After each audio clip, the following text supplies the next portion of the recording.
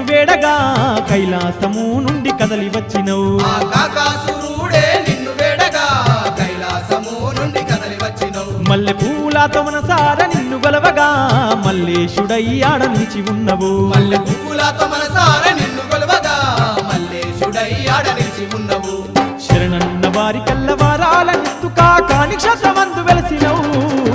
వందనాలు